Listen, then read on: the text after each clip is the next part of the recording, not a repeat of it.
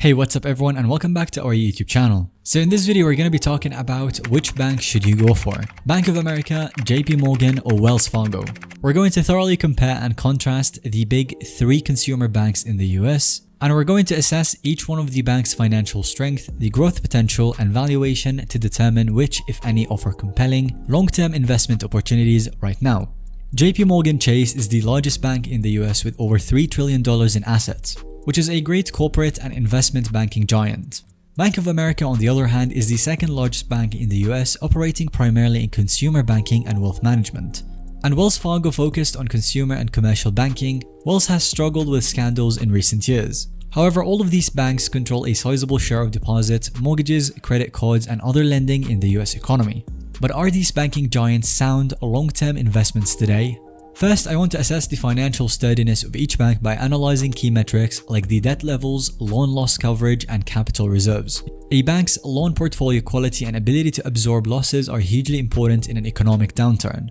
For traditional businesses, high debt levels would be concerning, but for banks, debt is intrinsic to their lending model. So the key indicators we want to examine are the allowance for loan losses, bank reserves set aside to cover bad loans, problem loans or assets, this is loans at risk of defaulting, and Tier 1 capital ratio, the core bank reserves to cover the losses.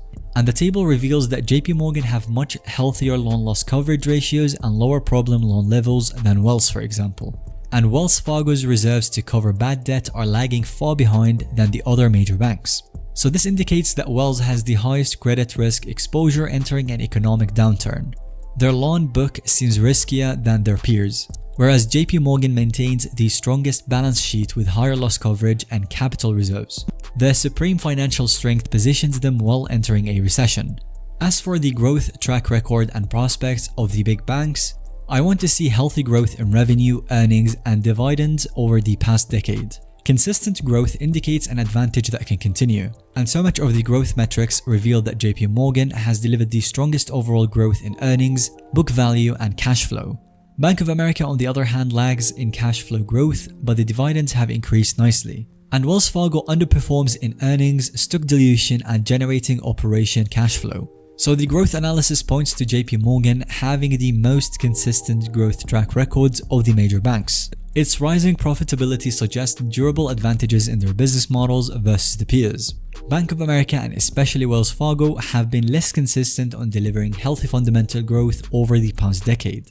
When it comes to assessing the banks, we can't directly interfere with management teams, but their decisions are reflected in the bank's financials. So to analyze the key bank profitability and efficiency metrics to gauge which management teams are allocating their capital wisely, we notice that JP Morgan maintains the strongest management efficiency across the board with leading returns on equity and assets. Their superior profitability demonstrates management's ability to run the bank prudently and profitably.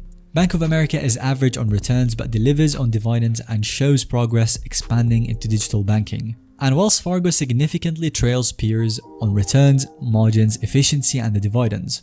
Their management team has struggled in recent years from scandal and forced leadership changes. So overall, JP Morgan's industry-leading returns and margins indicate that the bank is firing on all cylinders under the experienced demon-led management team.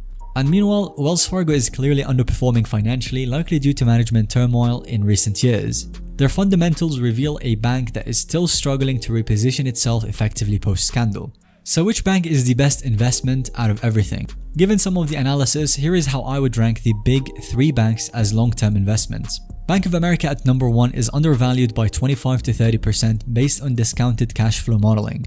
Their strong consumer banking focus, ample reserves to absorb loan losses, and commitment to digital transformation should make them a reliable long-term winner.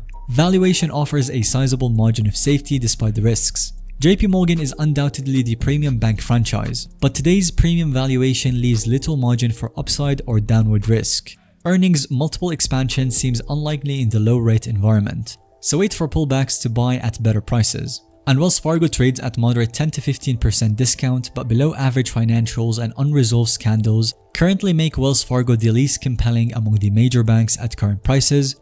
Better values exist elsewhere. So in summary, I believe Bank of America offers the most attractive upside potential thanks to discounted valuations and the solid fundamental positioning. Their undervalued prices offer buffers against mounting recession risks.